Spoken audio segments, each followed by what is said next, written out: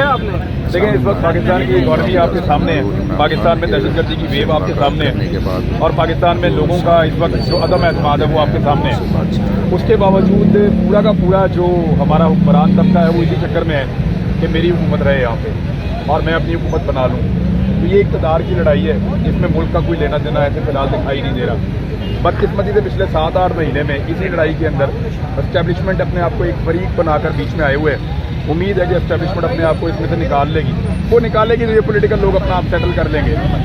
अभी मुलाकात में और सहाफ़ी भी मौजूद थे और बार बार सवालात हुए इमरान खान साहब से, वो अवॉइड करना चाह रहे थे ख़ास तौर पे उन सवालात को जो जुम्मे वाले दिन के मुनासबत से काफ लीग और PTI को लेकर हैं, लेकिन फिर उनको जवाब तो देने ही थे। तो इमरान खान साहब ने और उनके साथियों ने एक बात बताई अंदर कि जब परवेज़ इलाही साहब के साथ बैठकर वो प्रेस कॉन्फ्रेंस कर रहे थे, महमूद खान यहाँ पे, परवेज़ इलाही यहाँ पे, तो उस प्रेस कॉन्फ्रेंस में वो कह रहे हैं पहले जो हमारी मीटिंग हुई कुछ तय नहीं हुआ था कि कुछ किसी के खिलाफ बोलना है या नहीं बोलना, ऐसा कुछ तय नहीं हुआ था। और उस प्रेस कॉन्फ्रेंस के बाद दूसरे कमरे में जाकर ये सब लोग 1 घंटा इकट्ठे बैठे रहे और बल्कि हंसते खेलते रहे, बड़े अच्छे माहौल में बातचीत करते रहे। और 1-2 लोगों ने बीच में नुक्ते दिए कि आज जनरल कमर जावेद बाजवा के बारे में ये जो आपने बात की, तो उस पर किसी ने भी उस 1 घंटे की मीटिंग में किसी भी किस्म का कोई भी गिला शिकवा नहीं किया। ये मैंने फिर रिकन्फर्म किया दोबारा से, तो मुझे बाकी लोगों ने भी कहा कि कोई गिला शिकवा नहीं हुआ, यहाँ पे बैठे रहे बाद में। ये तो बाद में जो जनरल साहब का शायद फ़ोन आया, रिटायर्ड जनरल है वो, लेकिन उनका फ़ोन आया, उन्होंने गिला किया होगा चौधरी साहब ने, और चौधरी साहब ने फिर उसके बाद वो प्रेस कॉन्फ्रेंस किए। देखें इस वक्त सब बाजवा साहब अभी तक इन है बहुत ज़्यादा, लेकिन तो बड़े बातों पर है ना। देखें हर बंदा हर वक्त हाजिर ड्यूटी रहना चाहता है। ये जो रिटायर होने के बाद लोग सियासत में आ जाते हैं, क्यों आते हैं? रिटायर होने के बाद जो लोग रिटायरमेंट के बाद सियासत में आते हैं ना, वो एक्चुअली भाई मेरी बड़ी ख्वाहिश थी इन्होंने मिलन दी, तो सारे चाहते हैं कि रियाज खान मेरी बड़ी ख्वाहिश है, हमेशा तो नहीं रह सकते, हाजिर भी हमेशा नहीं रह सकते। तो मामला ये है कि जनरल साहब ने बड़े एहसानात किए हुए कुछ लोगों पे, उनमें से एक जो बड़ा एहसान है वो इस फैमिली के भी किया हुआ है, और एक नहीं है, लगभग आधा दर्जन के करीब एहसानात हैं और वो सबको पता है जो एहसानात जनरल साहब ने इस फैमिली में किए थे। तो चौधरी साहब एहसान फरामोश तो नहीं है, वो एहसान बदला चुकाएंगे। बोनस वही से सीज़फायर हो गया। नहीं, मेरी लड़ाई बोनस से नहीं है, बोनस को बदली थोड़े देर बाद कुछ होता है, मैं उसको रिस्पॉन्ड करता हूँ, फिर वो इतना सही है, कोई लड़ाई उससे नहीं है मेरी। हाँ, लेकिन मेरी असेसमेंट इस पॉलिटिकल पार्टी के बारे में जो है और जो थी, मैं अल्लाह ताला का शुक्र अदा करता हूँ, वो पहले भी ठीक थी, आज भी ठीक है। लेकिन चौधरी चाहते हैं कि वो वोट लें PTI का, चौधरी जो है वो वोट इमरान खान का लेना चाहते हैं और सपोर्ट एस्टेब्लिशमेंट की लेना चाहते हैं। सियासी जिंदगी जो है ये तो कामयाब हिकमत है, बहुत ज़बरदस्त है। और देखें मैं तो उनकी तारीफ करता हूँ, बुरा बना जाते हैं। आपने सुना है इस जनरल इलेक्शन में, आप भी इलेक्शन में हिस्सा ले रहे हैं। अच्छा, बड़े मुश्किल फेज आते रहते हैं, आपको अगर कहा जाए कि 3 माह बाद या 4 माह बाद उसको छोड़ें, आप हफ्ते वाले दिन की प्रेडिक्शन करें कि असम्बलियाँ टूट जाएंगी?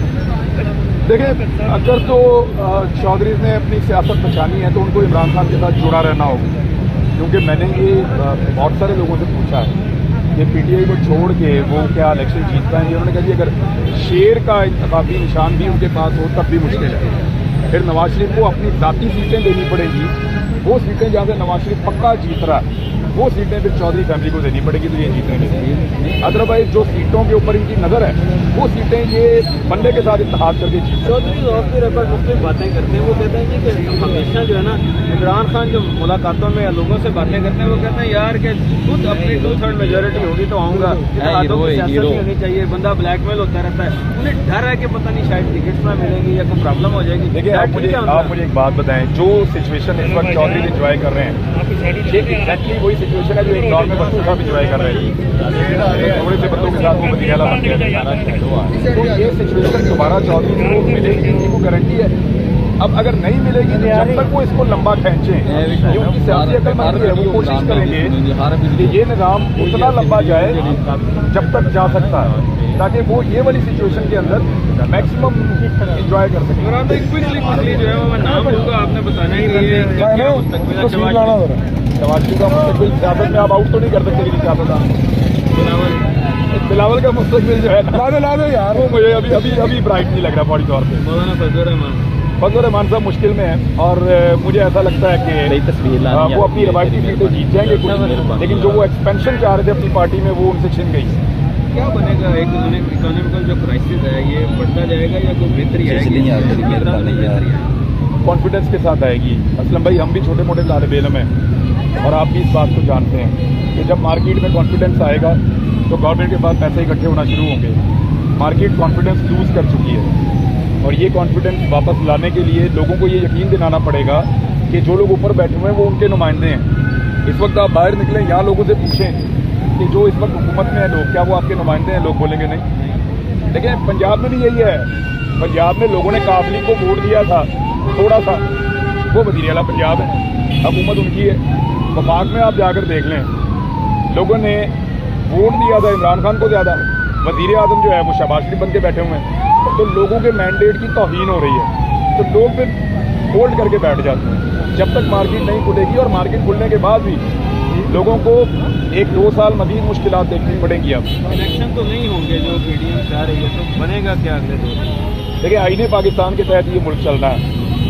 जो आईनी वक्त है उस पर तो इलेक्शन होंगे ही होंगे, उसको तो ये रोक नहीं पाएंगे, किसी का बाप नहीं रोक सकते। इस मुल्क का आईन है भाई। नया लफ्ज़ आज इजाद हुआ है, फाइनेंशियल इमरजेंसी। इसके तहत एक्सटेंड थोड़ी मेहरबानी क्या है? बिल्कुल फ्रंट लाएगा। इमरान खान को पहले धमकी फ्रेम तो ना खराब कर रहा हूं। ओ साइड दिया असेंबलियां तहरीर की तो हम फाइल कर देंगे। साइड पोस्ट वो नहीं आया फिर एक हम इलेक्शन ही नहीं होने देंगे। तो कैसे नहीं होने देंगे? हम फाइनेंशियल इमरजेंसी लगा देंगे। देखें मेरी बात, जो मुल्क दिवालिया होते हैं ना वहाँ पे इलेक्शन होते हैं। जिन मुल्कों की जंगे लगी होती हैं वहाँ पे इलेक्शन होते हैं। और इलेक्शन अफगानिस्तान में होते थे, आपको याद होगा। कई दफा वहाँ पे सदर बने सिस्टम था, वो इलेक्शन करवाते थे। कोई बहाना नहीं है। मैं इधर से करता हूँ, मेरा मर्जी और है। इलेक्शन को रोकने के सारे हल्के नाकाम हो जाएंगे। 2008 का इलेक्शन मसला है तो मैं आपने और मैंने एक उधर साथ जा काम खड़े हो किया जाओ। था।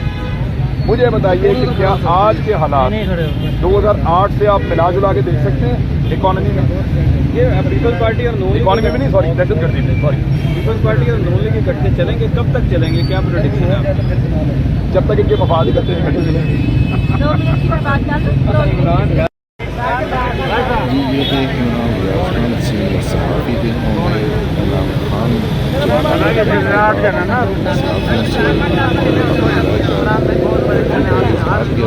हो गया ना यार, एक बना लो।